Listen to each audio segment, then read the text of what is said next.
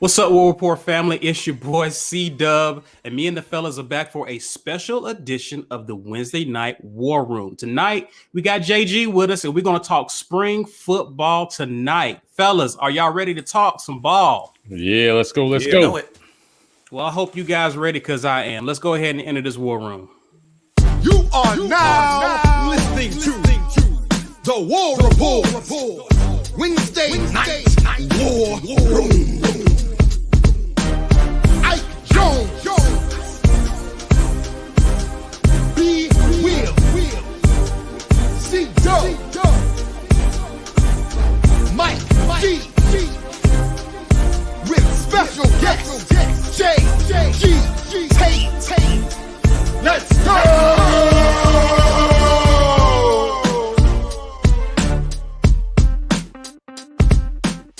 War Eagle, War Eagle, War Eagle. We are all here tonight. Welcome, guys. Come on in this room. Come on in the war room. Smash the like button. Give us a War Eagle in the comments. Shout out your city and do us something. We want to do something special tonight. Tonight, you know, we used to having a little over 200 people watching live with us, but you know, I'm feeling like 300 tonight. What about you, fellas? Yeah, I feel good about that. I feel like we should, for JG, we need to get up to 300 people watching live. So do us a favor. If you're watching on Facebook, share this, tag a friend, just let everybody know we live.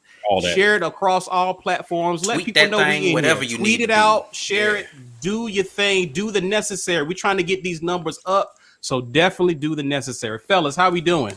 Amazing, good, man. You know what I'm saying? We've been getting our weight up out here. Kind of. Yeah, man. JG, how you doing, sir? Man, it is great to be here with you guys tonight. It's my second time on the show, and I am fired up. Got my Maker's Mark Private Select from Charred Oak Spirits in Auburn, Alabama. 109.7 proof, and I'm ready to go. 109. That's where Mike. Okay, so Mike, what you got over there over your right shoulder? I'm drinking a little Blanton's single barrel. I didn't know. Listen, we talked about this before we got on. I didn't realize we was doing it, and now y'all are like actually announcing what you're drinking and stuff. I feel like I need to run downstairs and go get a bottle. Listen. Right? We got about 2 minutes. You should go get it. This stuff is $120 a bottle in DC.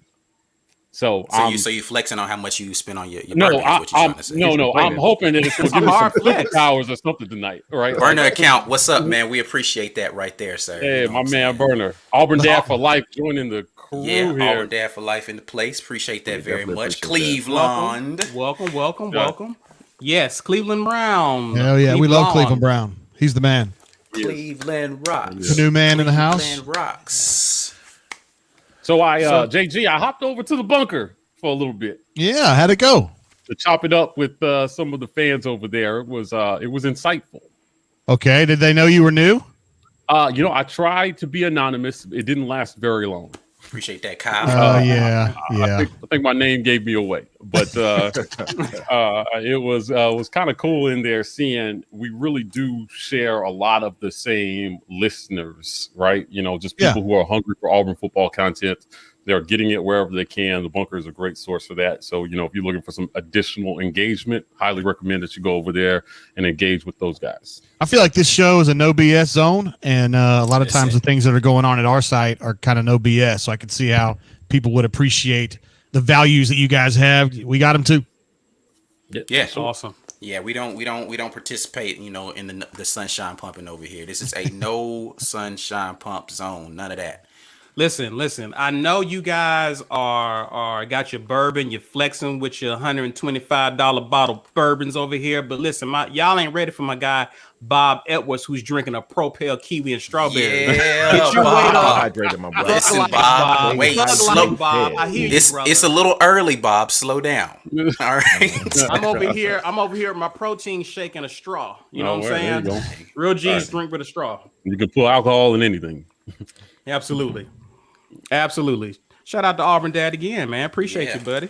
Not in a coma after the praise of working on the fall. Okay, we'll Listen, talk about that. I have some things to say about I'm that. about to say tonight. we know that we gonna have to talk We know about we're all gonna of I get was that. a little quiet on the last live cast because my braces were tearing up the inside of my mouth, but I put some People were wax worried in- about you too. If Yeah. you couldn't tell, people in the comments were like, "What's wrong with Mike G? Is he Yeah, yeah. okay?" No, but I have some things to say about that. So Yeah, I we'll think they get were there. trying to give you virtual hugs and everything, man. So Hey, I appreciate that. I appreciate Listen, the I community. definitely appreciate the energy of y'all, looking out for my man Mike, because Yeah, what is for it? sure. We got some drinks in Lemonade? here. Lemonade. Okay. Ain't nothing wrong with lemonade. You know what I mean? It's almost time of the year. Shout out to Wesley Hilson, one of our members, Blue Yummies on Ice. I love Okay. Wesley. Love Wesley. Yeah, Wesley's one of our Nola favorites up Trey, in here, good friend of the show. Sierra Nola? Mist over here. Yeah, I see you. Is your Sierra Mist like, from Taco Bell though? I Because like get your drink up. I like that. I like that. John Brown. Like, so what is it about the Sprite from machines McDonald's. at these I restaurants, thought the at Sprite these fast from food? Chick-fil-A would be slapping too. McDonald's, The man. one from It's like they McDonald's make is it- different. It's make different. it I don't- battery What is it acid, man. about the It's machines that put that extra? Do they just put more fizz in it? Somebody tell me why that is. Cause Well, No. Taco Bell is owned by Pepsi. who right, gives them which is all why the they have drinks. Pepsi products. So they're going to get the first-hand supply. They're not getting the It's not stepped shit in on. the laboratory. Okay, Yeah. It's straight from the source. All right. It's not just in the machine. It's on tap. That's Mike's what it like, why are we talking about soda? Can we talk Let's about? talk about spring practice. Let's go. I'm ready. I'm ready to rip Bo a new now you're one. ready. Now you're ready. Okay. now All you're right. ready, That's listen, we still got to show love to people coming in here dropping Yeah. Oh, my showing goodness. love Sherman to Sawyer. us, man. Appreciate you, brother. Yeah, man. So totally JG, it's that time of the year, man. First spring in about 2 years. Brian Harsin and the coaching staff are making their presence felt. He did something unconventional this past Saturday. Opened up practice to the public for the entire practice, right? What's your thoughts on that? You know, some people say, hey, it's a recruiting tactic, but you didn't have to do it. What are your thoughts on what Harsin and staff has done so far in the spring? What are your initial thoughts? I mean, on that particular thing, I mean, I think it's great if people can come out, the folks that want to go see that and see a practice. We were trying to calculate this yesterday. We think it's been since 2008 that Auburn's had an open practice. That's 13 years, yo. I mean, Man, that was a different era. I mean, honestly, back then. So that's awesome that everybody gets a chance to see that. I do think, C-Dub, like you were saying, I do think it's a little bit of a recruiting tactic. That's the way the kids can get in there, the recruits can get in there, and the coaches can say, hey, man, we just put it out publicly. I mean, if they showed up, what can I do? You know, in this new era, you got to come up with what works. And the thing is that Gus did the same thing at Central Florida. And Gus Malzahn does not want an open practice. But he did it because he kind of had to. That's what everybody's doing. Right. Yeah. Yeah. What are your thoughts about what you saw in practice? Did anything stand out in your opinion? I like the intensity, man. I like the intensity that was going down. And I like the fact that they had that energy. I think Burt Watts was bringing that, one of the defensive coaches that they got from Memphis that we haven't talked a lot about, don't know a lot about, but he's bringing that hype the way that T. Will did, the way that Al Pogue did, bringing that into practice and just kind of being that guy that's full of energy. I was glad to see that. And then Harsin just being, man, he gets locked in. The thing I like most about Harsin is on the practice field, he's tough and he's tight. But unlike Gus Malzahn and unlike a lot of other coaches, he can change that gear, man. And when he gets off the field, he talks differently. He's thinking differently. He's in different mode. I like that about him. I like that about him a lot. Yo, I saw some cut-ups from them doing some defensive line work, and they were just kind of practicing stunts, right? Like how they would attack, one gap, and then, guys going to loop around. For those who don't know about how the defensive line stunts or work, the little games they would do in up front. And man, like you said, when you talk about coaches having energy in the way that they're approaching it and going out there and really showing technique of how they were going to, be attacking the gaps on the tackling dummies, I was like, okay. I like this right here. I like what they're doing. Like, and they were being very specific. Like, no, that's not right. Like, you need to do it. Like, and really just getting with guys and showing them this is where your hands need to be. And this is kind of how your footwork needs to be when you're approaching the gap. I was loving seeing that stuff, man, because this is what the kids need at this level. They need someone to refine the technique and show them the things that they need to be doing fundamentally. Yeah, you got all the athletic talent in the world, but so does the guy on the other side. Like, this is going to be somebody who was a 4 or 5 star offensive linemen that you're going to be going against. They're not just going to let you walk through the gap just because you were fast and a 4-star coming in here. You need to do it right. And they were out there getting after it, and I liked it.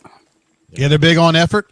And it sounds like from talking to the players that they're big on specificity, the stuff you were just talking about. I mean, you got to get that first foot forward, not your left foot, your right foot. You got to lean this way or don't lean at all. Little things like that, man, to make a big difference when you're going up against 300-pound guys, like you mentioned. The camps, and they only go so far. Once you get out there on the field, it's about toughness, mental and physical. Yeah, absolutely. What do you think, JG, about what did competition feel like out there? I saw some footage, and quite honestly, a lot of the video that I saw looked very selective. Mm-hmm. It's tough to get in there. And I want to talk about this in a second, but yeah, come back. I wish you could shoot everything. I mean, there's just so much going on in a practice like that. Harsin wants it there a lot to be going on. At the same time, he loves this. He wants it to all be on one field. He wants everybody to have their spot on the field, and it's just going all the time, so it's tough to kind of see what's up. I mean, back when practice was open, when I was a younger reporter, I went to offensive, defensive line going at it. That was what my passion was, and I would mark down every single confrontation. So, like, when you got a guard going against a tackle, defensive tackle guard, I'd write down the numbers and say who I thought won the rep. And I would sit there for 30 minutes, man, and just writing all that stuff down. I love it. That's the stuff I really like to see, and I was glad to see some of that going on. What you're talking about, the competition, Jeremiah Wright, I think, is the story when you're talking about competition. A kid that was signed late as like maybe he can play tackle someday, offensive tackle, I should say. Put him on the defensive line. Yeah, he converted to D-line last year. Got some snaps. I think he got maybe 50 to 70 snaps for the season. But, man, they're giving him a shot. They're saying, I don't care if you had 50 snaps. Play football. Let's do it. Right. And, man, he was with the first team the other day. That's huge. Yeah. I think that's something that we've been talking about was the with the new staff. They're not coming in here with a ton of preconceived notions. I do think that there's a little bit of, okay, well, you've got a lot of experience. Let's see what you can do, and I'm going to give you the first bite of the apple. But it doesn't mean that I'm going to let you devour the whole thing. Somebody else is going to get a shot to get in here and see what they can do as well. That's evidenced even in the quarterback competition, in the fact that the walk-on kid is supposedly the guy who was getting a lot Trey Lindsey. Trey Lindsey was the one who was getting a lot of the opportunities at practice, right? So it's not just, you're on scholarship, right? Your scholarship doesn't mean anything about playing time, right? It means who's going to go out here and give me the effort and do what I want to see on a consistent basis. Mike said this over and over again. I don't think anybody's job is safe. We'll probably get into the specifics of some of that in a minute, but I definitely think they are coming into this not deciding before they see the effort on the field who's going to get the playing time. I think that's the right way to do it, man. That way every kid out there is hungry and knowing that he's going to get some run if he earns it. Right. That's the way you want it.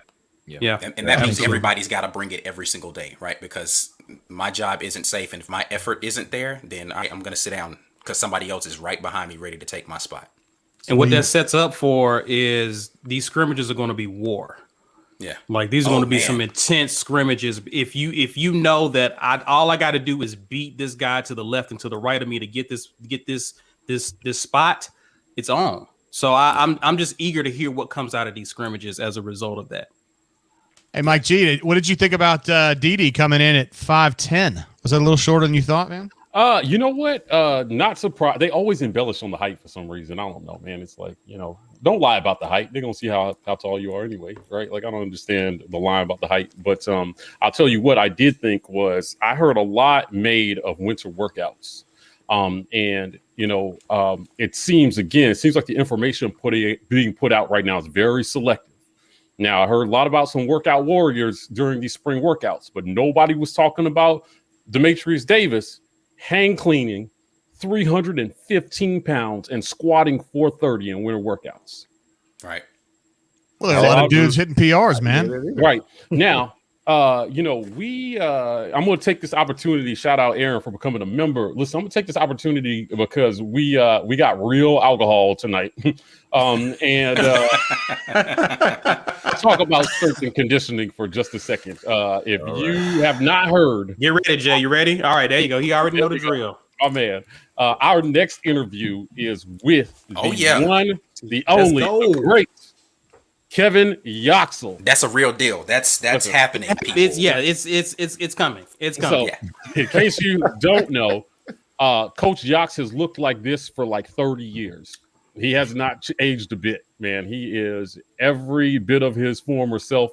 We had a great talk with him about, his time at Auburn, and I was really taken back by how humble he was in the role that he played and a lot of these players' success. Because when we interview players, they all credit him, for a lot of their maturation process and how they were able to move ahead in their careers. So in line with that, this spring period was about workouts leading up to spring practice. And you got 7 weeks, man. You got 7 weeks to get your body into a certain type of shape so that you can practice. They'll change the workout routines while they're practicing. And then they have a summer to do it all again before fall camp. So we heard some things. We had the Auburn. I got to take this time to shout out the Auburn social media machine has been on fire the last few weeks with these hype videos that are coming out. Man, Harsin is out there with the players, right? He got getting up at 5 a.m. and working out and things that just had me going. So, going into spring practice, I'm looking for the manifestation of these workouts that they say that are going on. It seems like there's a lot of competition around the field, but one place I have to disagree with you guys just based on what they're saying is it doesn't sound like we have much of a competition going on at quarterback. So here's my thing. I'm on record as saying that I thought Bo Nix was going to be the starter to begin the season. But the reason why I still think that there is an active competition is because we haven't gotten into scrimmages yet, right? So yeah, he's going to get the first bite at the apple. But I think that once you get into when it's, even though it's not going to be live rounds firing, right? Like he's going to still have a no contact jersey on and all that kind of thing. But if he goes out there in a scrimmage and he throws a couple picks or he gets a couple balls batted down because he's not having the placement right, I think that leaves the door wide open for somebody else to step in and do what they're supposed to do, right? Like I think that it's still too early in the process to say he's got it locked up. He's the clear front runner, right? Like I just don't know that anybody can say with confidence that Bo Nix is not the clear front runner right now. I believe that after listening to the coaches. No, I've always believed that. But here's the thing. I don't think that just because you're the front runner means that you close in first. Right. Like, yeah, that's just not. I think that there's still a ton. It's not a foregone conclusion. conclusion. Left out there. Yeah, it's not a foregone conclusion. Yeah. I just, again, the verbiage that they're using is very peculiar to me. If you're trying to sell that there's an actual competition going on. Well, I don't know that it's necessary to sell the competition, though. Right. So. You're damn right. It's necessary to sell the competition. To who? Why? Not to the public. Not to us. Yeah. Right. Yeah. I don't think it needs to be sold to the public. The players are the ones that need to know. So here's the thing. Right. If you're screwing up in practice and somebody yanks you out and puts somebody else in with the first team, the competition is on. Right. So like what they say to the media and what's happening in practice can be very different things. Yeah, you just said yourself. I don't see the need to be duplicitous, though, right? You can, if you got a competition going on. I don't see the need to talk about the competition. Why? So here's the thing. Why say what you're saying right now? Then why feed the narrative that a lot of people want, which is Bo Nix's job might be in danger? Like, why do you want that? Don't feed anything then. That's not feeding anything. You're inferring things from what's being said about Bo Nix. He didn't say he has not said anything definitive about Bo Nix's space in the rotation. He said that there's a pecking order right now and this is what it is, but that's not what we're doing as a, lineup, right? Yeah. Right. I mean, I thought that until I heard. But again, that's an inference. Bobo didn't say anything definitive. He just talked. They asked him a question. He answered a question. That's it. Now, again, I don't disagree with what you've inferred. I'm saying that he didn't say it. So he didn't feed anything. He just didn't feed into either narrative. He just said, yeah, he looks good. I can see him doing X, Y, Z. You want to trash the kid?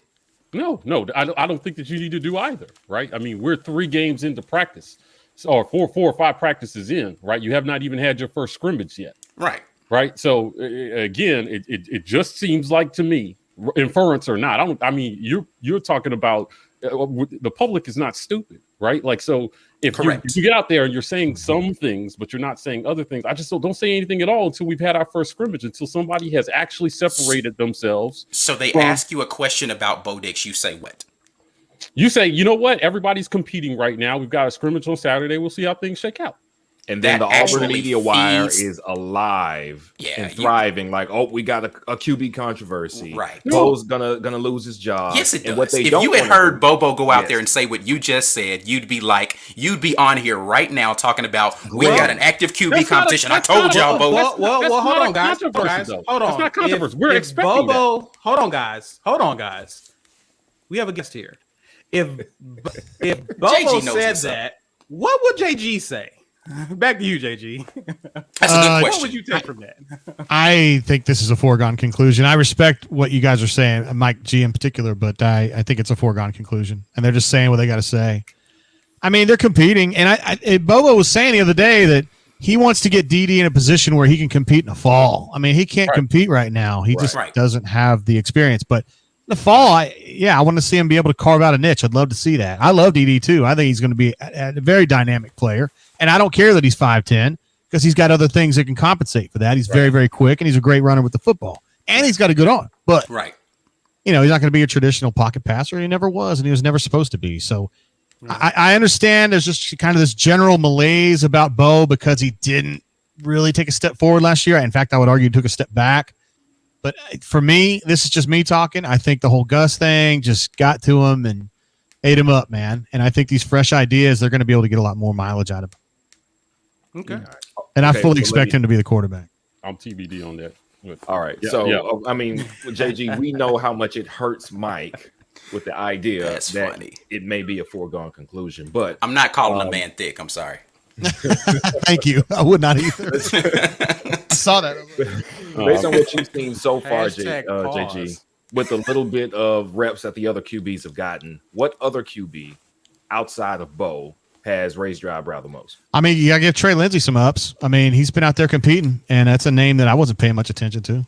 Let me say this. I have to step back off of my Trey Lindsey bashing that I was doing the other day on the live, because I was like, oh man, he was so inaccurate. It was actually Sawyer Pate. I had the numbers mixed up. Sawyer Pate was the one out there airmailing balls all over the place in the drills that I saw. So Yeah, he didn't look I that got to great. give Trey Lindsey some reprieve. He didn't look as bad. He still had some issues with some stuff, but he's a walk on. He's out there battling, and I think I like that. I still got to go back to Shea Garnett. He looked good to me. Yeah, So. his release looks really good. As a matter of fact, he looked like he had the purest release out of all the quarterbacks out there. Yeah. I mean, it was smooth. He was on target. They filmed the drill where they dropped the ball right in front of the quarterback. They catch, turn, right, and deliver a football, man. And he was throwing strikes right at the neck of the guy. Barely had to move his hands to catch it, right? So I was impressed with some of what I saw. I think probably one of the most important things that's come out of this is that because I'm with JG, like I think based on I had a different thought process going into these practices, but after listening to the coaches, I do think it's a foregone conclusion that Bo is going to start the season. How they finish is something else, and they can go out there and say whatever they want. But man, the way they've treated these first few practices, it doesn't seem like there's much of an open competition to me. But they what I was happy to hear from Bo is that he is at least aware that his fundamentals are an issue and his pocket presence. And it seems like he's at least been given the feedback that he needs to start the improvement process if he is going to be the starter from game one. And that was the thing that was encouraging to me. So if he's going to make this journey, becoming aware of your issues and acknowledging them is like the first step, because you can't. And I think under the previous coach, he was living in a little bit of denial. Now you cannot deny these things because these coaches aren't just going to overlook that. They're just not. Right. And I thought it was important for him to get out in front of the media and say, I acknowledge that I need to work on these things, because there's a whole contingent of fans out here who think that the offensive line is all of his issue. Fix the offensive line and you fix Bo. And I'm like, no, man, he has a whole host of issues that have nothing to do with the offensive line. Right. And there are things that he can work on that will improve his game dramatically. not regardless, as if the offensive line has no improvement to make, but in spite of how they play, there are still some things that you can do better, because a lot of people like to talk about how the offensive line helps the quarterback, but we don't talk enough about how a quarterback can help a struggling offensive line. We talked to King Dunlap. He blocked for Michael Vick. He talked about how hard it was to block for a guy that you never knew where he was going to be while you're trying to maintain a clean pocket, and he's running all over the place. And what do you see in those situations? You see a lot of holding calls. You see a lot of guys just struggling, a lot of big guys struggling, running all around trying to block for this guy that runs all over the place. And so drifting out of the pressure and staying into the pocket and helping your guys protect you is going to be super important if the offensive line is also going to take a step this fall. And it seems like Bobo, who, I think he favors pocket passers. I think that's fair to say, right? For the most part, yeah. I mean, DJ Shockley was the only mobile QB he ever coached, I think, of noteworthy. But yeah. So yeah, I think that he is going to stress and harp. I don't think he's going to accept this bailout to the right every time I feel a little bit of pressure. I don't think he's going to accept that. You have to play the position from the pocket, right? Like, regardless of what your athleticism is, the people who play the position well with some longevity are the people who play it from the pocket. Now, the guys who have the ability to escape and can use that in ways where the play breaks down, those guys are, your Aaron Rodgers is probably the prototype of that, where it's just Aaron he's Rodgers, just so elusive, but he's still so freaking accurate, regardless of whether he's moving in the pocket, outside of the pocket. Patrick Mahomes is just a whole other level of that, where it's just like steroids. It doesn't matter what platform he throws from. I'll go with you. It doesn't matter what platform he's throwing from. He's going to be accurate, right? And so there are people who hope to be that kind of quarterback just because they're athletic, but what you end up getting is a bunch of Jamarcus Russells, right? Where, wow. Listen, it is what it is. Jamarcus Russell, super athletic kid. He couldn't hit the broadside of a barn consistently. First round draft pick, right? Because he had the size and the strength, and everybody's like, "Oh, he's gonna be." He had an arm. He had an incredible arm, but yeah, they thought he was gonna be out there throwing cannons, and he, it's like, yeah, he does have a big arm, but he can't target anything with it. Yeah, I don't think his problem was that. I think it was. Well, I mean, he didn't study the playbook every. He didn't take it seriously. Yeah. Yeah, like his athletic. But see, that's part of the problem, though. It's like, your work ethic has to translate in a lot of different ways. And Jamarcus Russell's lack of work ethic came out in his inability to understand what they were trying to do against him defensively and understand the playbook. Right now, again, not to bash the kid, but right now, the work ethic that Bo needs to be putting in isn't just in lifting weights, right? Like, we know he's a workout warrior. Yeah. Can you understand the fundamentals of playing the position from the pocket? If he can figure that out and he can put it together with all the God-given gifts, sky's the limit, but we just got to see that, right? Instincts. You're talking about changing instincts, and the only way to do that is with a ton of reps. Yeah. Right. Instinctually, if you're going to change what you do when your mind is under duress, you just have to rep it under duress. That's what every player is told us. JG, we got a question for you here. Wesley wants to know, what are your thoughts on the O-line? Right, like, what's going on? What do you see there? Yeah, still have some concerns. We talked last time I was on the show that I didn't like their options at tackle, right? And they're trying to sell us on Brendan Coffey getting better and bigger, and I'm just not feeling it. I mean, I want to see that until I believe that. And Alec Jackson, to me, is better as a guard. I think that's what he's going to play this year. What we've heard about Killian Zier is not great, about him being ready, about him being strong. It doesn't sound like they really want to go out and get a grad transfer offensive tackle, which is, I thought, would be their number one priority. I don't think they're going to even go that route. I think they're going to try to let Will Friend get into this next class of high school kids and try to clean up, try to get 3 or 4 guys, 4 stars, 5 stars, maybe high 3s or whatever, and just replenish it that way. So I found that interesting. I'm of the opinion that if that offensive line doesn't take a step forward in the pass pro, I just wonder how much better Bo is going to be. But in my opinion, I think this is all going to come down to Tank Bigsby being a badass. This offensive line can run block. They did some of that last year, and I think they'll be even better. And I think they're going to end up getting this kid from Vanderbilt, and I think it's going to be him and Tank and Shivers going at it. I think it's going to be a run offense. Yeah, I think that better play calling is going to help. Yes, both Bo and the offensive line quite a bit, right? So, we Ike and I were talking off camera this week about football, I wake up around 8 a.m. every morning. I call Ike around 7 a.m. his time. He says, I'm still sleeping. I said, too bad. I want to talk football. And, we started talking about average time to throw, right? Yeah. Last season, Bo had about 2.8 seconds on average to throw the ball, right? For comparison's sake, Trask had about 2.6. Mac Jones, a little less than that. Now, some of that was actually by design because Alabama and Florida play calling actually got the ball out of their QB's hands a lot faster, right? Trask's O-line was trash, and they were one-dimensional. Yes. So they had to get the ball out of his hands quick. Accuracy helped him when they had to do that. So they called plays that got the ball out of his hands, and then he hit receivers when he had the chance. I think that you're going to see Bobo try a little bit more of that to help cover this offensive line some if they don't take any significant steps forward this season. But we have to start to scheme around our deficiencies, right? So yes, that seems basic, Mike G. It seems like you just do that, but Gus didn't do that. He kept trying to say, I've got my ideas. We'll make the team fit my ideas instead of the inverse, which is what you're talking about. Yeah. We tomorrow we've got Chop It Up with a Pro with Devin Aromashadu. And I did some cut ups of some wide receiver stuff, right? And I did cut ups from the LSU game, and I'm sitting here looking at the play design on it was like a 2nd and 5. And every single route, it was a 3-man route combination. Every single one of those routes was 15 yards or more. And I was just like, why?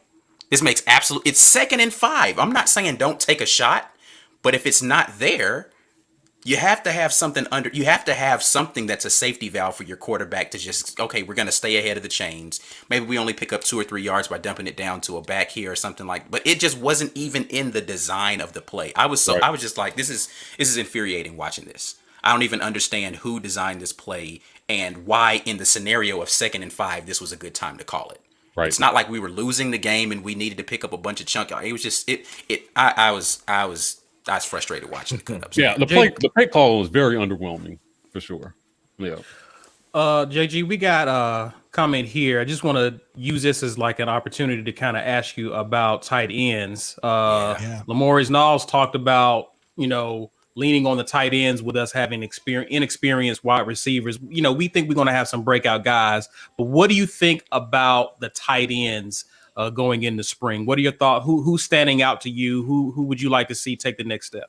Well, I mean, Mike G loves strength and conditioning, and I love Brendan Frazier. That's how I feel about that kid. I think he's going to be an absolute stud.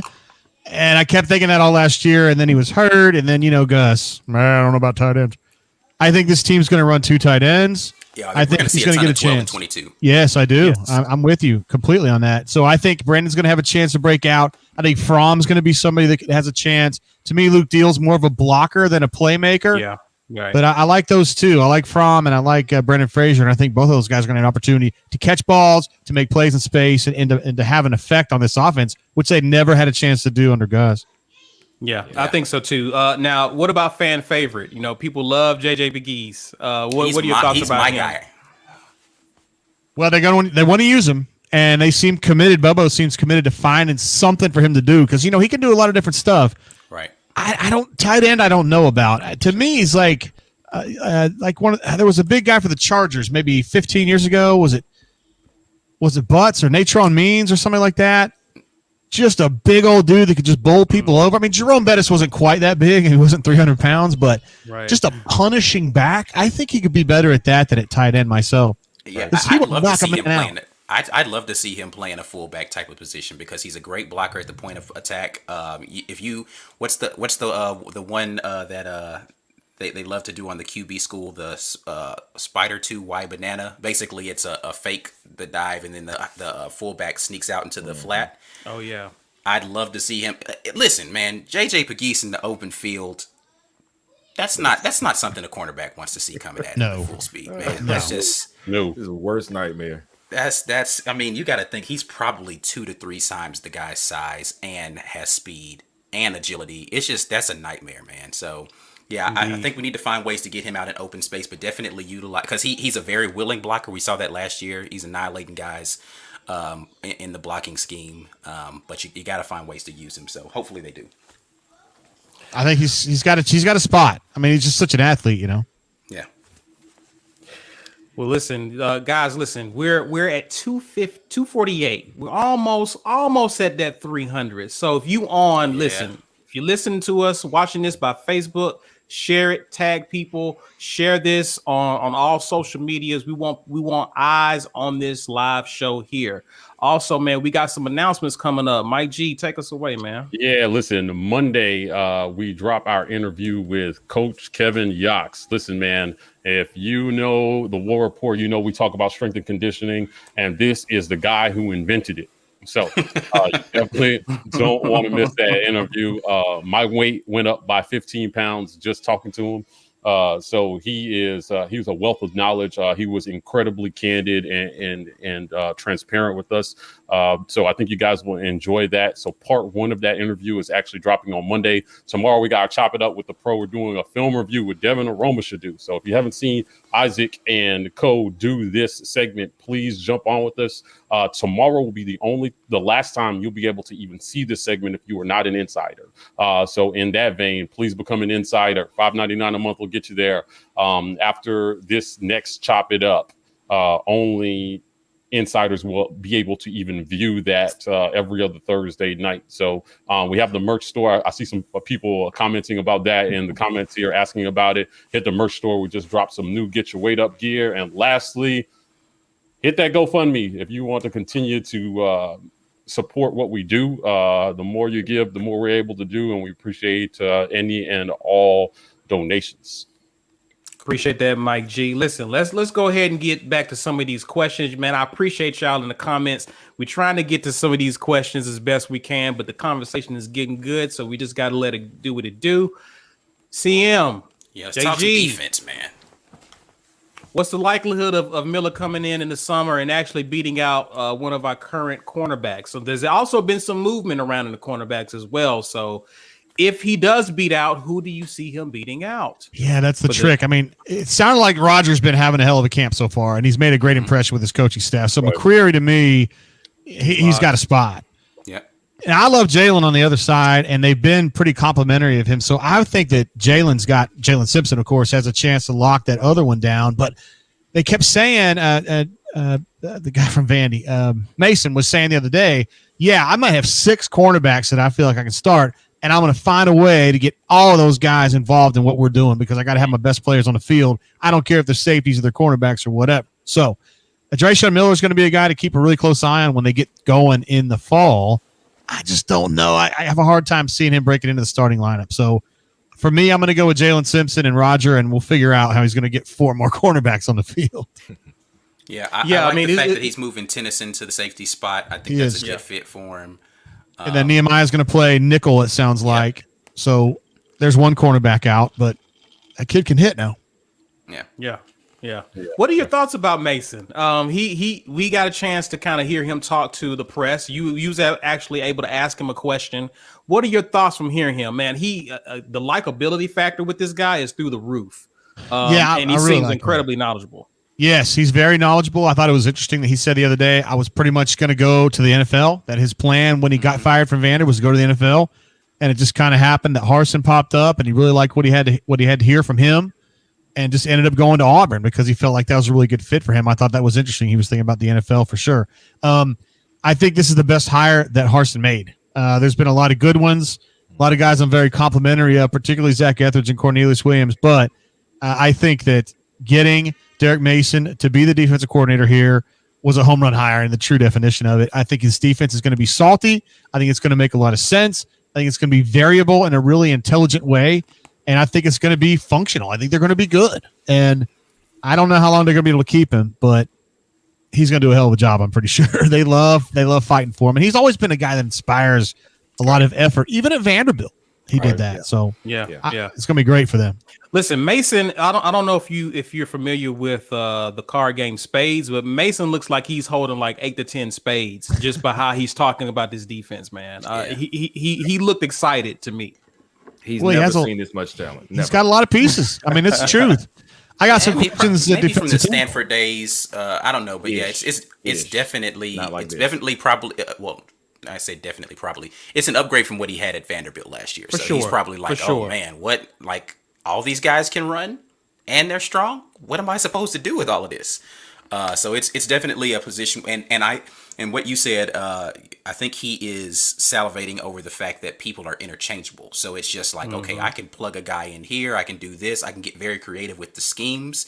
It's something that Mike and I, again, we talk a lot off cam. So it's something that I think is going to be very kind of new wave, how you get into this positionless basketball that's happening over in the NBA. Like a positionless type of back end, right, where it's just like, safety, corner, like we can just do a bunch of stuff, have people flying around. You got a guy who plays down in the box that's almost like a linebacker, but he's not, he's really a safety, and they're just going to be able to do a bunch of stuff really rapidly and not have to change personnel, but they can adapt to whatever the offense is throwing at them and be very multiple in the way that they want to attack offenses. So we got a request here. Yes, we do. All right, JG, we need a Gussism. You did one a little earlier, but we need you to really give us one of your best ones. I mean, the play calling's been tough, and I mean, there's a lot of adversity out there. I mean, we've lost to Georgia 7 years in a row. There's a lot of adversity out there. So, come on now, you got to get up there and fight. Come on now. That's the best I can do, Derek. Appreciate you. Oh man, but it's so good. Yeah, it's classic. It's classic. We really did lose to Georgia 7 straight years. It feels like so 70. Embarrassing, man. Is that really? No, we beat him in 2017. Yeah, he got one. He got one. Right before Carrion died. And then it got canceled out right after 2 weeks later. Right. Undone. Facts. Right. Yeah. So somebody had a great question on here, and I lost it. Unfortunately, I saw what Derek was asking, but there was a great question before that. Let's see. I don't know. There's one. Lamori said, "Mark my word, defense will carry this year's team." Oh, yeah. 100%. Yeah, I hope 100%. not. I hope not. I know. You think Harsin, offense guy, Bobo, I'm so all tired. these I just bigs. think it's going to take a while for Harsin well- to get his guys in there and understanding what he wants to do scheme-wise, and then just getting the right fits at certain positions. I just think it's going to take a little bit longer for the offense to be able to adapt to what they need to do, as opposed to the defense who can go out there and fly around a little bit. And they're already like the defense is already coming in with a ton of guys with a ton of talent that kind of understand. Like you talk about that linebacker core, you talk about that secondary. Like there's just not really a ton of weak links in any of those groups. They're just guys who are out there who are football players, and they're going to go out there and wreak havoc. The defensive line, though we've got a ton of depth there, I think that might be if we talk about anything for me that there's a lot of question marks of you don't know who's going to play and how they're going to adapt to scheme changes. It may be the defensive line, but I mean, you still got a bunch of dudes up there too. So I don't know, man. It's going to be interesting to see how they work through this stuff. I think it's going to be like the Giants from the early 90s, man, where they run the football and they play defense. I think that's what they're going to be doing this year.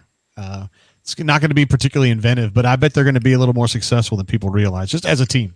Yeah, win 8 games. They're going to do whatever it takes to win 8 games, right? And yeah. I'm sorry, Mike. Go ahead.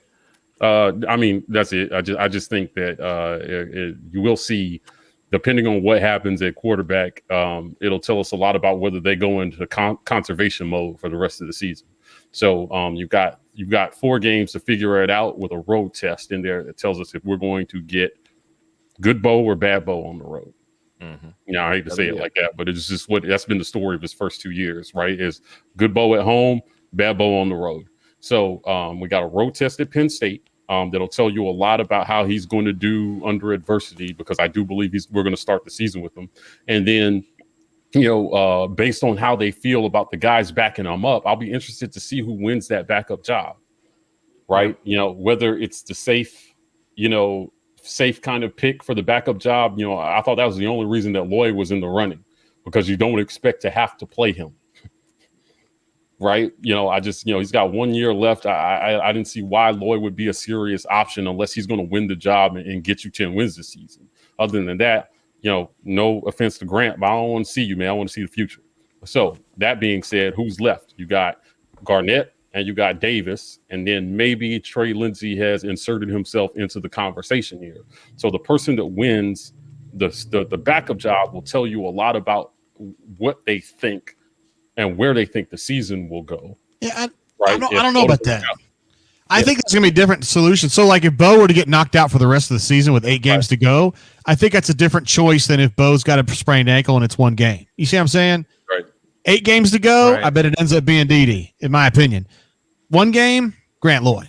Yeah, I hope That's so. what I think's going to happen. But that's my point about who wins the second job. If Dede doesn't win it, right? What does that tell you about if you feel like you have to pull Bo going into SEC play 4 games in? What does the backup tell you? What does that tell you, JG? Like, I'll be surprised if Dede's the backup going into the first SEC game. I mean, I just think it's a long way to go. And I like him as much as you do, but I just think that's a long way to go. And also, not necessarily speaking of that, but there's been a lot of spring heroes through the years. I mean, you know what I'm saying? Right. Sure. So let's not get carried away with Trey Lindsey just yet. okay. Yeah, but was that a product of Gus though? Because Gus was notorious for letting people shine in spring and burying those guys come fall camp. Yeah, we hear all about this guy. It's the greatest next thing, and then doesn't see the field for the rest of the year. There's no doubt. Spring's tough, though. It's pretty tough. Listen, I want to go back to defense here. I see TD Moultrie living up to the expectations as an edge rusher, overshoot from making a play. Man. Yeah, TD. I hope so, man. I just, listen, the thing about TD is never been talent. Again, this is another kid whose talent's never been questioned for the guy.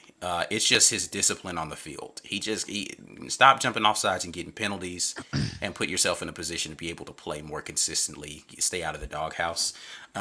Do I think that he's going to be able to do that now? I don't know.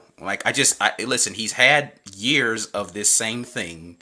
Am I supposed to believe in one off season he's supposed to turn the corner on that? That's yet to be seen. Right. I don't. The reason why I'm a little bit lower on the I don't know scale for a guy like TD Moultrie is because I don't doubt what the defensive staff has been doing over the years to develop players. You can see that evidenced by how many people we're putting into the NFL, right? Right. So I don't think that he hasn't been getting tutelage. I just don't know that he's been taking to it well, and he's definitely been playing out of position. So is shifting back to a more natural position going to make him a better player or more disciplined player? I don't know. I don't know the answer to that. Come on, CM. Come on, buddy.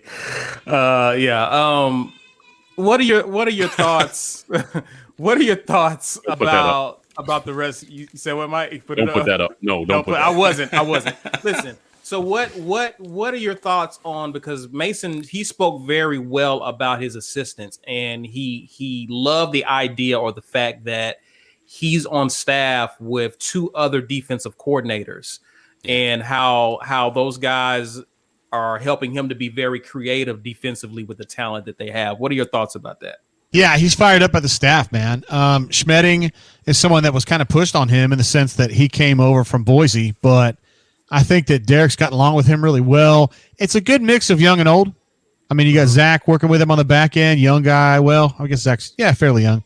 Yeah. And then he's got an older guy at Nick Eason on his defensive line who's an older guy. I mean, he's younger than me, but, he's been around a long time, particularly in the NFL. So it's a nice mix of guys. And you got Burt Watts with him, a guy who's got a lot of experience too. So I think he's really fired up about it. He loves having that experience, and he wants to be a collaborator. Right. He's not been a guy that just kind of like the opposite of Gus, where Gus is like, I know everything, and whatever you guys want to say is fine. Like, I think Derek really wants to hear opinions and form it. Form his opinion based on what the other people have to say instead of just, I know what I'm doing. Right. It's a big difference. TD, though, I'm a little skeptical. And we saw him; he was rushing the other day. We were thinking he would play some more outside linebacker. Looked like he's still playing like edge, and I don't know about that. Yeah. And that somebody asked who's going to be the other inside linebacker besides Papo. I think they still have Zacoby McClain lined up on the inside a lot. Zacoby for sure.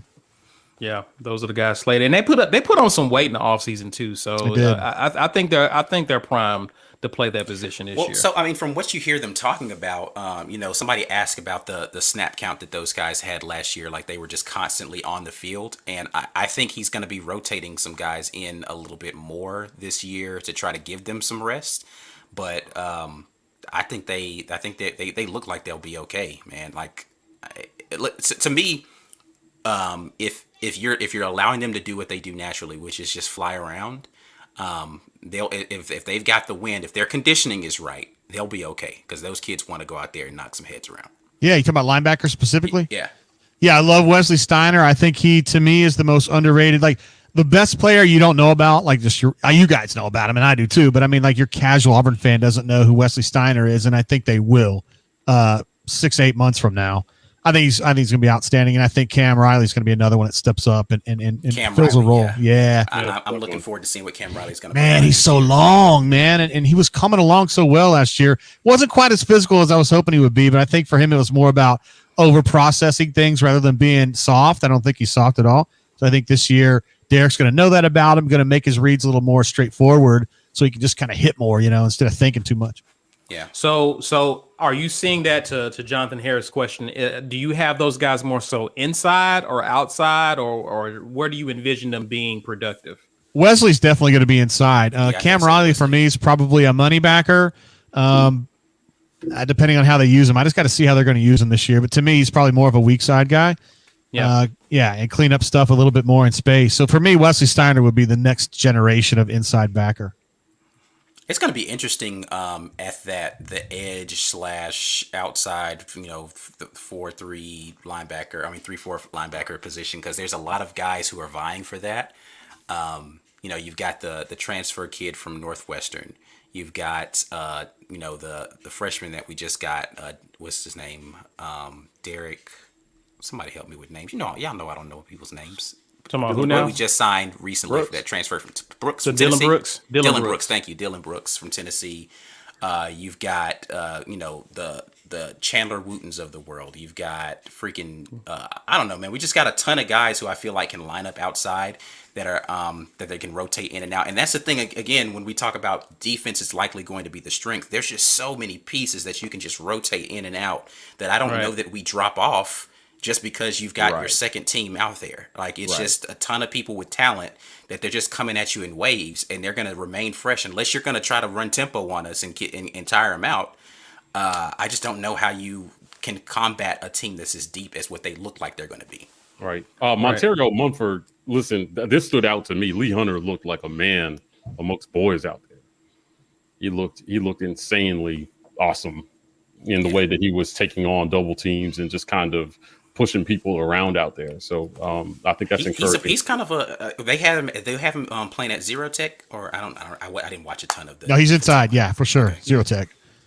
And he's kind of like DeMarco was a long time ago. He's built like that, kind of a stout, shorter guy, taller than me, but not a real big dude. They think he can be really good to kind of, neutralize those guys and read and react.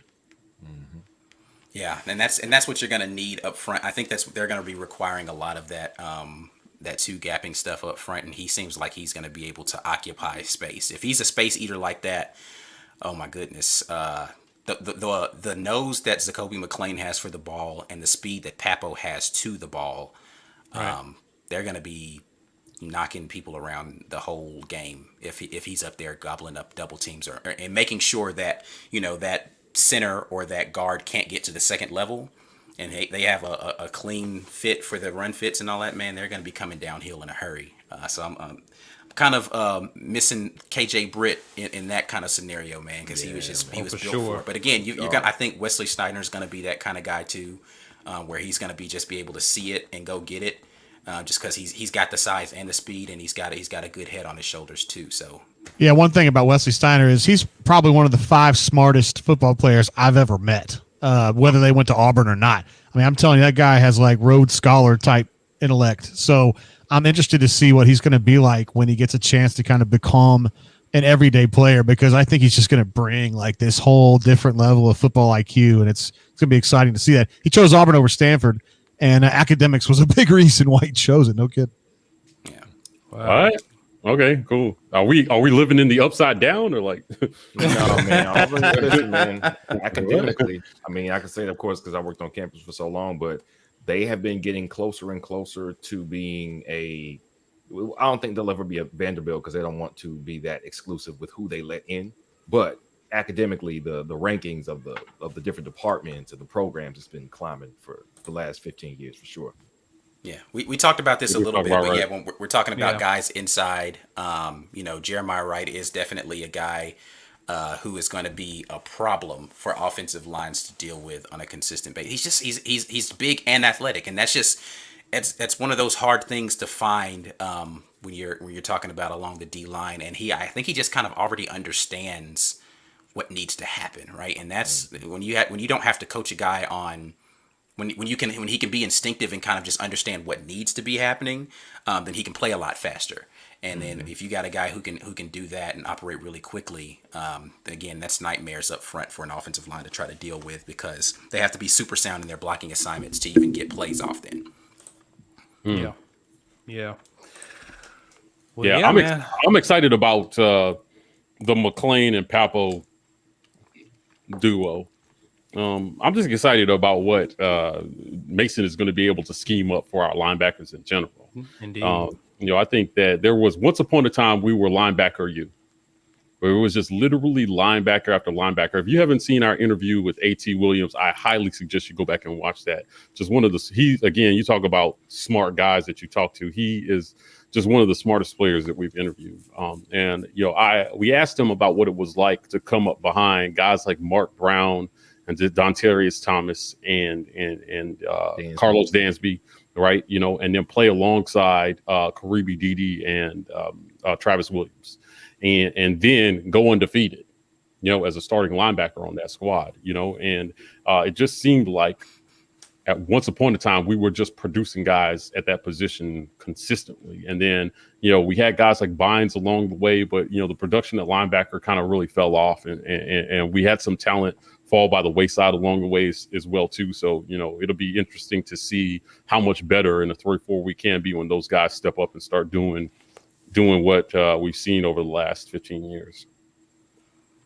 Indeed. Somebody that's Lawrence Robinson, made a comment about JT Thor going pro, or testing the waters, I should say, in the draft. Definitely. I mentioned this. I think I've said multiple times, I think that Thor was the most talented guy on that team. And he's definitely got the pro prototype, but we'll see kind of what the interest is in him in the draft. Selfishly, I'm hoping they're like, you're not ready, and he comes back, but we'll see. I want JJ, can you comment on this? Hunter looks good O-line or bad O-line? I think bad O-line is part of it, and just spring hype is part of it. But I think the kid's going to be a player. Kevin Steele felt really strongly about this kid, even though he was injured for a little bit. And I don't think they were playing down in Mobile last fall. Is that correct? I don't think that they had a chance to play much at all. Right. So, he was kind of off the radar, and we didn't know much about Lee, but we know that Auburn really liked him. And so far he's been impressive. He came ready to play. He wasn't one of those kids that was fat and sloppy and needed time with yaks, as we like to say, to get ready. He came in ready. So, that's all to his advantage. And I think being here now means I think he'll have a chance to play a little bit this fall, but I just wouldn't get carried away with expectations for this year with him. Yeah, definitely. What about wide receiver? Malcolm Johnson Jr. So let's go ahead and plug that. We will be talking a little bit about wide receiver in our facts or nah. So that dropped. Did it drop today for our members? It's already out for members. Yeah. So for members, you can go ahead and watch the facts or nah. We talked a little bit about the wide receiver position in that, specifically Malcolm Johnson Jr. But for those of you who have not joined in membership, that drops for you on Friday. But yeah, talk a little bit about what your thoughts are, JG, on the wide receiver position. Yeah, so it looks like their number one group the other day was, JJ at slot, Javaris Johnson at slot, MJJ or Malcolm at one spot, and then Kobe and Elijah Canyon are kind of switching off there. But the thing is that Capers is out right now. He's kind of banged up. Right. If you're asking me who the top three wideouts are, I'm skeptical about JJ. So for me, it would be Kobe Hudson, it would be Canyon, and it would be Capers. Those are my three that I think are the best. Malcolm Johnson for me would be the best slot guy. I just want to see how they're going to use him. He is definitely, to me, going to be a better football player than Schwartz with similar speed. I do think Schwartz is a little overrated. He's a great sprinter. He's a very fast player. I don't think he's a great football player. I think Malcolm has that same kind of speed, and I think he could be a better football player, a better receiver. How I think about it right now is between Javaris Johnson and Malcolm Johnson, where they're going to see the field the most in this season, barring injuries or people, all that kind of stuff, is in the special teams. Like I think that one of those guys is going to be a return specialist for us next year, and they're going to dazzle at the spot. Just because I've watched tape of them returning kicks, and I'm just like, yeah, these kids, they got some special juice to them. And then when you go 4 wide, right, when you go to a 4 wide, then that's where you're going to see them get into the game and really be one of those dynamic pass catchers in that space. See, Lawrence said, so what about Shedrick? You know, to me, Shedrick Jackson's kind of like Cody Burns was. He's kind of a blocker, can catch a ball in space a little bit if needed. But to me, the other guys have a lot more explosiveness, just my opinion. Yeah, and Agreed. I think that the way that this offense is going to be structured, it's definitely going to require receivers to block, but I think that it's going to be a little bit different in the way that it is. It's not going to be the way Shedrick's been used previously, right? Like he was basically like a human shield out there. We're going to run a quick wide receiver screen, and you're going to be the point of attack blocker. That's not what you're going to see a ton out of this offense. You're going to see some of it, right? But I think that all of the guys that you talked about there, including J.J. Evans, who we haven't mentioned, are just big physical dudes, and they're just they can do that. They can go out there and do that, and they're not as big a liability. I know people think I bomb on Shedrick too much. You know, I understand the nickname that I gave him last year. I'm not. What was it? Tonight. I'm sorry. What was it? I don't recall. Okay. All right. Fair enough. Okay. Somebody in the comments is definitely going to say it. But I just don't think that, he is, like you just said, JG, the same type of athlete the rest of these guys are. So if I don't have to sacrifice the physicality and I can still get the athleticism, then I got to play the guy who gives me both. Right. We don't hardly ever hear people talk about Kalen Newton. Which he's been getting some good burn, right, as I understand it, during the spring Yeah. right now. So. Yeah, I mean, with some of our receivers out, he's definitely gotten a look. Do you see him? So somebody did put it in the comments, Ike. But do you see Kalen Newton getting some PT and actually having an opportunity to prove himself? No, not really. I didn't really understand where he was going to go. Yeah. I just felt like if his name was Kalen Johnson or something, like he wouldn't be here. It's just kind of the way I feel about it. Yeah. It's fair. Yeah. That's fair. And the other one was Javarius. I think asking about Javarius Johnson. Yeah, I think he's going to play. I don't think he's going to be the number one because I think Malcolm can do that job better. But I think Javarius, maybe in special teams, like you were saying, Ike. Yeah, definitely. I think that's been a lost opportunity for us over the years in special teams. Not putting. Look, man, we don't need everybody in the comments saying what I understand the name I gave the man. Y'all calm down. All right, settle down. We know. It's on record. Okay, I'm trying to lay off a name calling. But if he goes out there and he drops some more passes, I might have to revisit. Stone Hands, is that what it was? Yeah. That reminds me of a Cool in the Gang song. Stone Hands. Solid as a rock. I'm really looking forward to Malcolm Johnson. I think that in light of how we kind of wasted Schwartz's time here, having another guy that can really take the top off the defense, come up behind, and if we can find a way to not overthrow him, then it will really help this running game quite a bit if we can hit some passes downfield, right? And we're gonna see a lot of play action shots. Yeah, I think so. Yes. I think if we can complete enough of those passes, and you have to play us honest down the field, Tank runs for 1,200 to 1,400 yards this season. As much as they're probably going to use him. If he's under 1,200, something went wrong. Something went. I mean, look, he got 800 last year when he didn't start in 3 games, partially because of injury and on a short then just bad management of personnel up front. He got 800 in that. So if in a full season he can't hit 1,200 in his second year with what we hope is better play calling, then this is a colossal waste of talent that will be I think that. If he doesn't hit 1,200 and he's healthy the full season, then we might as well just pack it up and decide, we should play all freshmen and just let everybody who's a freshman get in there and get their bumps, because there's just no reason why a kid this talented shouldn't be able to get over 1,200 yards when he did it last year with what we all term as average offensive line play, right? Like, it wasn't like they were phenomenal offensive linemen. They weren't, even in the run game, they were better in the run game than they were in pass pro, but they weren't just bulldozing people. He was making plays out of nothing. He was breaking tackles to get all of that. So if you get a better scheme, and him having a full season, 1,200 should be an afterthought for him by game 10. Let me ask you this, JG. So we start the season with Akron. Is it Akron? Yes. Right. What do you expect to see in game 1? Like, what kind of game plan do we expect to see them come out with? Basic, man. real basic. And like you guys are saying, there's going to be a lot of play action. There's not going to be a lot of exotic passing. I think they're going to be riding tank. I think that Vanderbilt tailback's going to get here, and they're going to help. They're going to split the load with him, and you're going to see defense. I think they're going to keep it real basic. Penn State, they're going to break some stuff out for Penn State, but I just don't think it's going to be a sexy offense next year. I think they're just going to grind, and they're just going to try to possess the football and let that defense win games. I feel like that's a smart thing to do. Yeah. Right. And listen, I'm all right with it if we're playing ball control and we are dominating the games, right?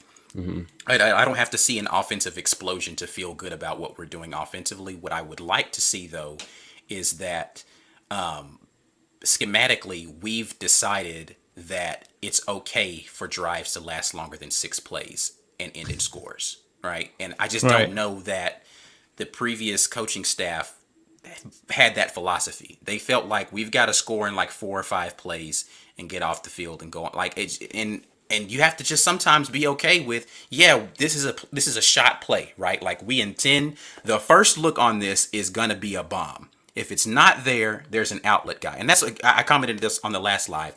That's one of the things I liked that they were working on fairly intentionally in the open practice, which is running back leaks out, we're just going to dump the ball down to him. Right. You see a shallow crosser from a tight end, we're just going to hit him for a little 3-4 yard.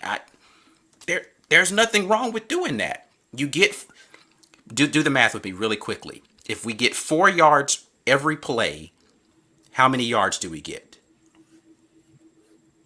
350.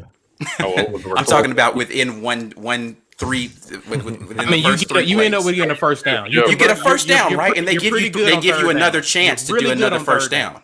Yeah. Right. So if I get 4 yards, 4 yards, and 4 yards, they're going to let me stay on the field, right? I don't have to get 33 on one play. I can get 4 and stay on the field. But to your point, Ike, that was Gus Malzahn's mantra. He talked about chunk plays. Now we love chunk plays when they're there.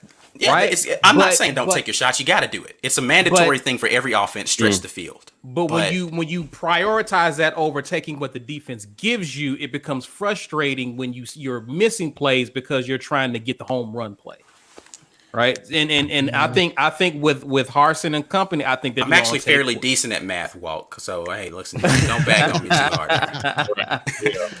hard. Hey, listen, we're just over the hour mark here. Just want to remind everybody, become an insider. Tomorrow's Chop It Up with the Pro with Devin Aroma should do. If you're an insider, you get to interact. If you are not, you get to watch, but you don't get to interact. And after tomorrow, you don't even get to watch if you're not an insider. So Chop It Up with the Pro with Devin Aroma should do. We have a pretty awesome film breakdown where they'll be talking about technique, route design, play design, all that good stuff. So please tune in. Monday's building rapport segment with Coach Yachts. We're going to be talking strength and conditioning. We had a really good, there was a little bit of everything in this interview. There's some good old bro moments. There's some tears.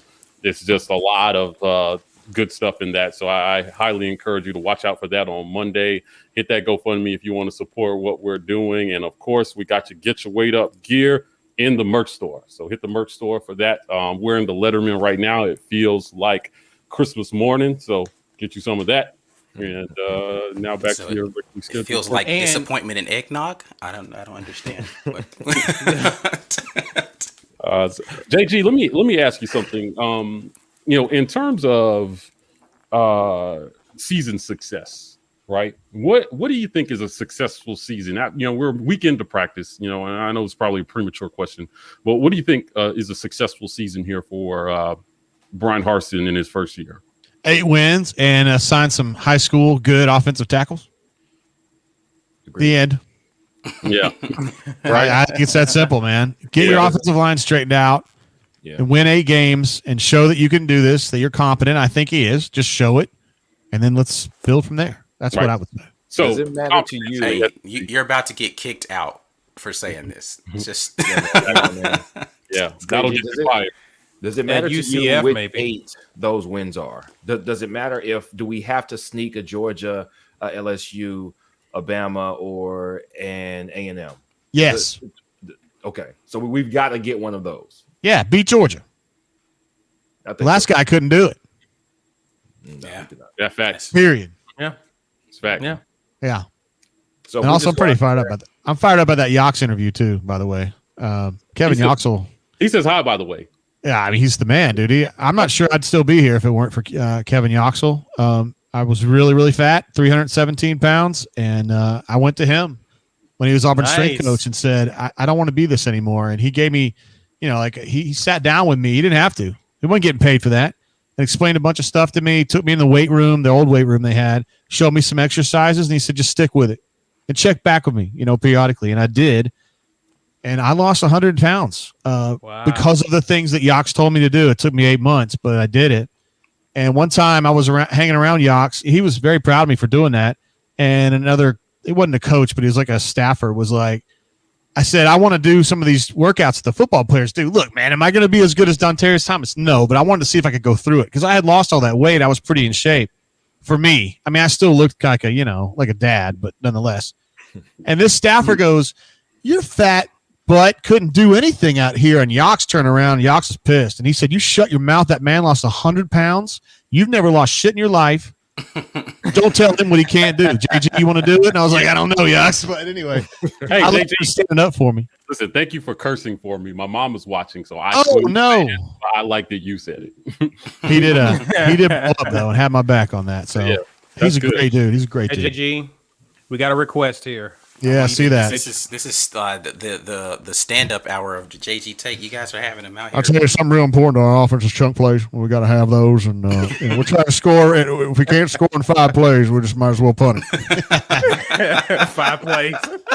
Okay, hold on, wait. Do one. I have a request. Do Gus ordering something from the Waffle House after beating Akron. Yeah, I don't know about the what. He lets Christy order for him because, that's how he rolls. But I did ask him one time what his favorite food was on the road. He said, man, some cheese pups from Crystal. I was like, gnarly, man. No! Oh, man. Got an iron stomach. I can't eat Crystal before, man. Yeah. It's not, So, listen, it's been a theme all week. I want to address an elephant in the room about our favorite quarterback. Thought we weren't doing elephants in the room no more. And, we decided on that. Okay, whatever. How I feel about him. I think that our best scenario. How I feel about him. Yeah, I mean, I think our best scenario is that he takes the next step. Right? I'm high on Demetrius Davis, but I don't want to see him shoulder the load for a first-year staff in year one, unless he's just going to be one of those dynamic freshmen that, makes it happen, on some kind of otherworldly level. If the chances of that are not high, I think that Bo having maybe just an average season is our best case scenario. And then what JG says, right? We ball control and defense wins the day.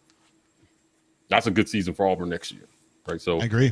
I'm rooting for Bo. Like I think that if 4 games in we have to decide that he's not the guy, the wheels could fall off the wagon for the rest of the season. Or if you're trying to just scheme around what he can't do, get right. That's not a good situation for Auburn. And I want to see Auburn win more than I want to see a change of quarterback, so that everybody's clear here, right? Like, so I have nothing. It's never personal with us. We criticize play, not players. So at the end of the day, you go out and do what you're supposed to do. This is exactly what I've been screaming for 2 years right here. Right. If he just plays okay, I don't know by any metric you can say that he's been an average quarterback thus far. He's been below, let's just keep it a buck. He's been below average, right? And if you only look at his yardage, then you're going to say to yourself, Bo Nix has been phenomenal. Right. But he racks up a lot of those yards in games where we're destroying teams. He's going to get a lot of those yards in times where it doesn't matter in the game, where we're going to have to throw because we've put ourselves in a hole. Mm-hmm. What I'm talking about is consistently making the play early in the game that doesn't put us in that scenario where we've got to be throwing the ball 40, 50 times in the game. Mm-hmm. Just be okay. Just be an okay guy out there and we're good. Right. Because the defense has been playing so well. The defense has been, for all of the great things that I love about that defense, they were very much bend but don't break. Like, you could rack up a ton of yards against these guys and they would bow up in the red zone and force field goals and stuff like that, right? And we weren't necessarily imposing our will as a defense and forcing a bunch of 3 and outs. Like, it was getting scary a lot last year, right? But still at the core of all of that, the defense was pretty good. The offense did not help them out at all early in the season when they were trying to figure it out defensively. If Bo Nix just takes a small elevation in his ability to assess a defense, again, tomorrow we're going to talk about wide receivers. We're not going to focus on the quarterback, but I can tell you from looking at some of those plays, he never looked to the other side of the field once. Right. Not one single time. You can watch his head. Like, if you want to be able to tell kind of how a quarterback is assessing the field, you talk about it. King talked about it when looking at the stripes on the helmet for the offensive lineman. You can tell kind of where their vision is. If you can look at Bo Nix and you can see he's not really assessing the full field. He's looking at, this is what they told me was my play here, and it's not there, and he's done. He's out of there, right? Or he's hoping that receiver makes some sort of crazy adjustment so that he can still come back to him. Never assesses the other stuff going on. And so what I'm saying is, just be a little bit more heady in understanding scenarios and understanding what my options are on this play, and then deliver an accurate ball so that we can get into 3rd and short, so that we can, pick up some of these short second downs passing the ball and not have to run it. Then this offense is going to stay on time and on schedule, and it's going to be problematic, because if you have a fresh defense that is potentially this good, right, teams aren't going to be able to score a lot, and then there's just not going to be enough time on the clock left. Right. JG, one of my favorite things that I was on another content creator's video, because in my spare time, I like a lot of it is play design, Thomas. I agree. Yeah. I like to go to other content creators and just see what everybody else thinks about, Auburn football. And this particular content creator seems to think that 90% of Bo's issues are about offensive line. And I was making a case to him for why that's not necessarily true. And his retort to me was, well, stats lie. And I was just kind of like, well, I don't really think stats lie. I think how you interpret them can lie. Right. But, I think stats are stats. So he says that, if you look at the tape, Bo's running for his life every other play. And I said, that's not factual. That's not necessarily true. And he says, well, prove, how can you say that? And I said, well, do you know how much time he had to throw last season? On average, 2.8 seconds. Now, when you're arguing with people about stats, he doesn't know whether that's short or long. And I say, on average, the 2 best quarterbacks in our league had less time to throw than he did. So now some of that is by design, right? So in that, if you know what you're interpreting, that, if you've got an offense that throws the ball with quick releases, there's no way to know how much time that quarterback would have had to throw the ball, right? But my point is that you don't need much more time than he's getting if you can read the field and you can find your receivers and you call the right play to get the ball out of your hands. You just don't. So some of it, right, is play design. Some of it is O-line, and some of it is the quarterback, but not most of it is all of it, right? Is my point. Yeah. So, what's within your control are the things that you can control, which is how you read the field and how you stay in the pocket. That's it. That's all we want to see from him. If he can fix that, then we can start to assess other areas of the field. And whenever I start telling people stats they don't know, and their argument falls apart, I never hear anything. They just disappear from the conversation. And I'm just like, I get it, because if nobody told me that he had on average just as much time to throw as any other quarterback in the league, I would have said, that's probably not true, right? Our O-line played terrible. So I just think that, this season for Bo, success is be better on the road, right? Bo at home was not bad. Managed the game. He didn't turn the ball over, very much at home. He did some really good things with his feet, and then be more accurate. So the other thing, when you say, now, if you want to say stats lie, I'll tell you, right? a completion isn't always a completion, because what the receiver had to do to catch that ball will go down as a completion. But the fact that you did not give him a chance to make a play after the catch, right? Or you threw the DB back into the play, and all the little small things that the better quarterbacks in our league do that give, that make a guy like Devontae Smith have the chance to be the first wide receiver to win the Heisman in God knows how long. It's because his quarterback's ball placement was excellent. Right. It wasn't just that he caught balls. It was just that he had a chance to maximize after the catch because of ball placement.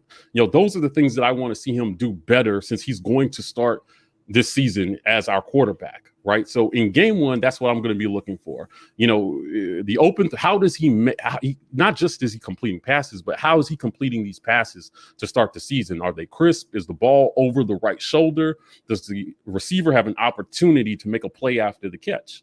If he's doing those things, at least at somewhat of a higher clip, I'll be super encouraged going into Penn State. I will. I'll put on a Bo jersey.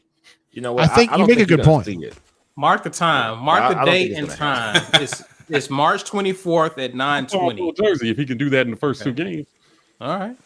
I don't think he's going to have to. And I think they're going to – it's going to be the Tank show. It's going to be the Tank show. It's going to be the Tank and Pegues at halfback with two tight ends on the field show. It's going to be a lot of old school pro-style football. That's what it's going to look like, and we won't have to see it. Pro-style. Pro-style, right? Well, y'all remember me saying that way long time ago, and people were like, "You don't know what you're talking about. It's not going to be." Is it specifically what Bobo said? Does wide open pro-style count for multiple? Yeah. Listen, at the end of the day, he's still going to get throws. They're going to ask him to throw the ball. So I don't care if it's a Tank show. On the throws that he does get, how do they look? Right? On the plays that they do call for him, can he just execute those in a way that allows them to continue to lean on the run game? He just has to do enough to keep the defense honest so that they cannot stack. That's all I've ever asked him to do. I've never said that I want Bo Nix to be a Heisman quarterback. Like, I just don't think that he has to in order for us to win games. No, convincingly. And I think something that you guys have mentioned, we're going to get your take, JG, in a minute, but I think what we have to do is in the play calling in the first few plays of your first drive of the game, set it up to where Bo can easily get comfortable in the offense and relax. Don't put the pressure on him to have to make a play. Set him up, use Tank, get him in short, second and short, third and short, where he can make a play and get his confidence going to where he does get in a bit of a rhythm, because he is a bit of a rhythm quarterback. Right. So if you call the right plays to get him going, then instead of just throwing a screen on first down that he sometimes misses, set him up with an easy throw and he gets into that rhythm and his confidence grows. Well, that screen, it was supposed to be an easy throw for him. It's just not. Right. Yeah. Right. So, I mean, that's they can't do too much. The screen, so he wasn't necessarily. The screen was just lazy, though. So here's the thing about that screenplay, right? Like, it wasn't even that, it just wasn't executed well, blocking on the outside a lot of the times, and it was too predictable, right? So if the corners are keying correctly, they're jumping that too often, right? And so you have to be. The problem for me with our offense last year, the more I watch tape, the more I'm really getting into this and starting to it was so ugly, the designs of some of these plays. I was just like, oh my God, this is terrible. Like, I don't even know what you guys were thinking philosophically. And I've already talked about the lack of game plan that we seem to have. Like, there was no identity offensively of what we wanted to do to attack defenses. And I don't even have a problem with that changing from game to game, as long as I feel like it's built specifically for the team that we're going after. I just don't think that they did a great job of preparing our team offensively to go out there and be productive on a consistent basis.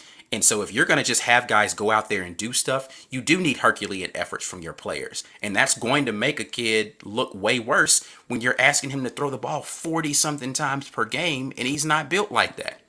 He's not built to be a 40 pass per game guy. Not right now, at least. Well, I haven't seen evidence of that. I'm glad you said that. Like, where do you agree with this assessment, JG, in terms of how many passes needs to be thrown by our starting quarterback going like this season? At least starting off, like where do you think we should be in terms of how often we're throwing the football? I don't have a number in mind, honestly. I just think it's about what's working, adjusting to what's working. But I just think it's going to be Tank. I think they're just going to do that. So I appreciate that you're really invested into this Bo storyline, and he's an interesting case because we all thought he was going to be better than he's been so far. But to me, it's going to be about Tank, keeping him healthy, and getting enough first downs to do what's got to be done. You know what I mean? So do you think Sean Shivers takes the next step this year? Because you're going to have to spell Tank. You know, if the objective is to keep him healthy, you don't want to run him into the ground, but you are going to focus your game plan around him. So who takes the next step behind Tank Bigsby this year to you? I feel like Shivers is doing what he does. I think you're seeing a fully fleshed version of him right now. So I think that's what you get. I think they're going to get somebody else. And I think this kid from Vanderbilt's a real possibility. And if he gets here, I think he'll be a guy that's going to be splitting time with Tank too. Tank doesn't want to be a 40 carry guy. He understands what it means. These kids today understand they don't want to be Chris Johnson anymore. You know, get a million carries in college and a million carries early in your NFL career, and then you're just spent. You can't continue to earn. He wants to let's keep it a reasonable workload, and they're going to figure out a way to do that. I like Shivers. He's great. He's a good Auburn dude. He's a very tough dude. What he did to that Alabama safety. And the Iron Bowl will never be forgotten. It's an iconic moment in Auburn football history, and it'll always be for him. But I just think he's just kind of what he is. I think they need an actual number two. Somebody like Trey Mason. Somebody like a Trey Mason, you know? Not a bruiser, a kind of a quicker guy, but agile. Yeah, Trey couldn't be tackled. Yeah, Trey couldn't be tackled. Trey was the master at, like, if there was an extra foot to be gotten on a run, he'd get it. Yeah. He would dive under blocks. He would roll over blocks. Anything it took, man. I swear he got 500 yards in his career from just little just ingenuity like that. So you're not sold on Devin Barrett actually making that transition to being a number two? I'm not. No, I think it's spring hype. I like Devin. He's worked hard. He's been out there working and grinding every single day, man. And I know he doesn't get any run, and everybody thinks he's a big bust, and I don't think it's fair, and you'll never hear me describe him that way, but he's been out there busting his butt all this time. Yeah, I don't think it's fair. I don't think that's fair either. Who he was behind, the fact he got moved to the other side of the ball. Yeah, I agree with you there. Yeah, there was a lot of hype around him. Definitely. So the other kid that we just got, Jarquez. Yeah, he's not here in the spring, right? He comes in the summer. Correct. Yeah, okay. Jarquez from Mississippi, a kid that I think you're just going to have to kind of let him grow a little bit. I mean, guys that come in the summer, it's really tough, you know? I know Nick Marshall did, but Nick Marshall was a different beast altogether. Yeah, listen, Yax talked about that. I mean, we asked him specifically about, spring versus summer workouts, and what the difference in emphasis is on training during those two periods. It is. He did mention it is tough for freshmen essentially coming in the summer. And way back in the day, they didn't hit campus until August. Correct. So, the idea of a freshman starting, you had to be in the literal 1% of players who could walk in August and start, at a place like Auburn. Now these guys, for the most part, are coming in the summer, so they at least get to go through those summer workouts. But listen, man, you can change your body a lot in 7 weeks in the right strength and conditioning program. You can. And some of the reports that we're hearing coming out of camp was, was it Owen Papo said that we're going to look like Marines come fall. These guys are really excited about the things that Pittman is putting them through in the weight room. And he comes from the Yax coaching tree. He was a GA for Yax back in the day. So Yax knows him well. And I think that with some of the different things they're being asked to do, it's generating enthusiasm, and that foundational mindset they're going to need, to grind out this next season is going to be really, really important. Right. Like JJ, I hear what you're saying on what this season is going to be like. I just hope you're wrong. I hope we see something a little bit more exciting than that brand of football in the fall. I hope that, as the season goes on, Harsin and Bobo start to discover what they have and they start to open it up. And I think that, I want to see Tank be effective in 12 to 18 touches a game.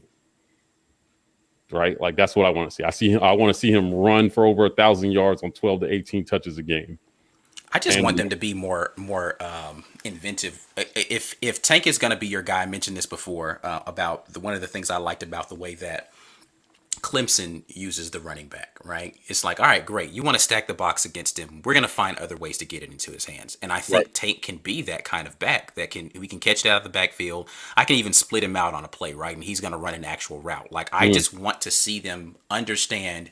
And I've talked about this with Mike Bobo. That's one of the things that I actually like about Bobo. People can say what they want to about his conservative nature.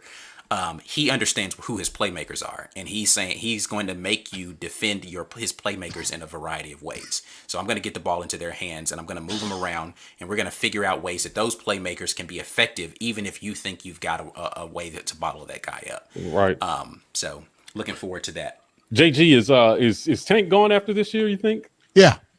He's Yeah, done. I think he's just going to be. I think he's going to be a stud. I think he's going to get He's his a sophomore, right? Yes, a sophomore. He's a He's true got sophomore. sophomore. He's got another year. He's got another year. Yeah. Okay. He can be ready to go. I'm telling you. Why y'all wishing him away? Just wait. Hold on now. Wait. Time out. What's the rule? Is it 2 years removed from high 3 school? years out of high school. Yeah. 3 years out of high school. So oftentimes you can leave as a redshirt sophomore, Okay, got it. but because he didn't redshirt, it would have to be next year. That's right. Okay, He's going to be ready, though. He's going to be an absolute stud, Plays man. like he's already been in college for 2 years. Billy. Yeah. About Billy time, Jones. Billy. I know. Welcome. About Billy. time, Billy. Listen, King Billy- Dunlap in the building once again. King, what's Hey, up, baby? feed the tank. You hear the man. Yeah, listen, I was Tank. hoping Devin was going to pop in here tonight. Devin, he's a quiet guy. If Devin, if you're here, send up a flare. Let us know you're alive. I don't even know. I don't know if King's the best athlete in that family. Just telling him. His sister was a very good basketball player. Yeah, Victoria was a really, really good basketball Really Come player. on, King, talk about it now. All right, And who's the King- better and- athlete? King, who's And better? his Come on, pop. King. And his pop was a hell of a football player as well, too. So, What say you, King?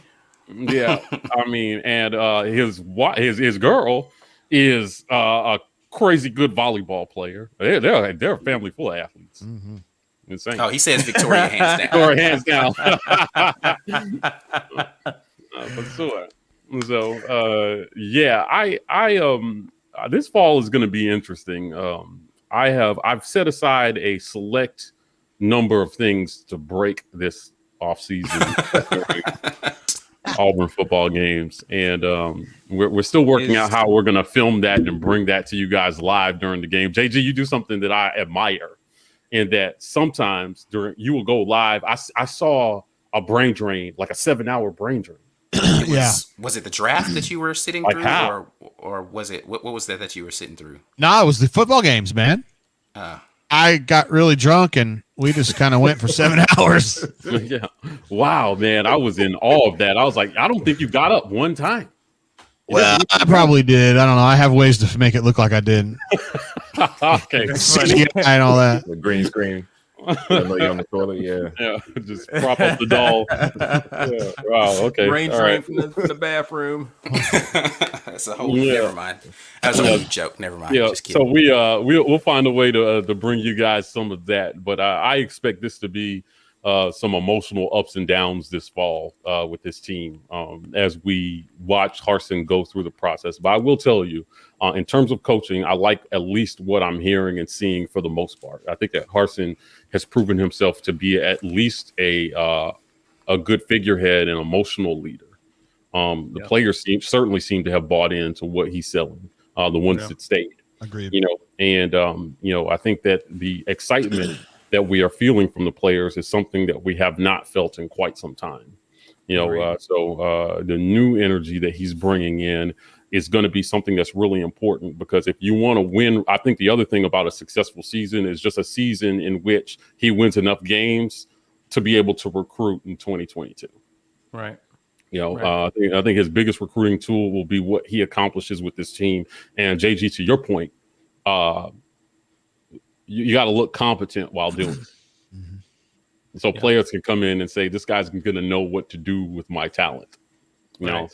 If Tank leads the SEC in rushing, the next running back will think, this guy knows what to do with my talent. Right. If Bo takes the next step, then the next quarterback will think, this guy knows what to do with my talent. Look what he did with Bo that Gus couldn't. You know, Right. and so for all those reasons, I want to see all these guys succeed. But I think that's what a successful season is definitely going to look like for Harsin in this first year. He seems like he's bringing a military style approach, but he also seems like he knows how to have a little fun with it as well too. Yeah, and Derek, same way, man. Derek's got that military attitude about it, so they go well together. Yeah, definitely. And then there's Bobo. Yeah. And then there's Bo. And I'm just not sure what to make of right Mike just yet. But I think that he's an interesting fit in that group. When they have the coordinator meeting with the head coach, I'd love to be in that room to see how old Mike fits in. Yeah, I've seen a few people mention it in the comments about George Pickens. Apparently, he had an ACL tear, so definitely, don't wish any ill will. Hopefully, he has a speedy recovery. He's a talented wide receiver, likely going to the league next year. So, Supper Club garbage can. Shout out to Jeffrey Lee. Appreciate you being on, man. Listen, we did a fax or no. Now it's been a long time since I've been back to Auburn. It's been about 2 years. The last time I went back was for a Kentucky basketball game in 2019. Right? We did a fax or no about the best Auburn eatery, and there were some nostalgic moments. I took everybody back to Guthrie's. But is the Supper Club still? The Supper Club is not still there, is it? No. Okay. Yeah, the Supper Club is gone.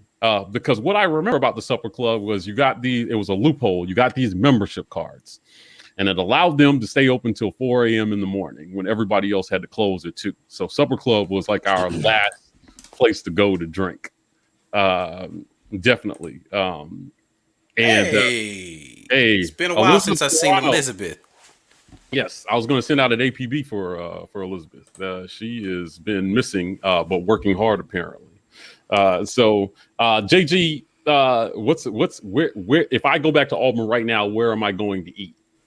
Help me out because man, it's changed a lot, man. If you were thinking about the Supper Club back in those days, bro, it's changed a lot. I mean, I would go somewhere like Amsterdam or Acre.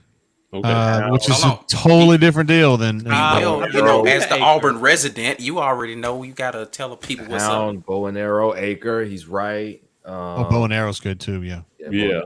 We got some spots, man. Much more high level eating. We got a couple of Michelin.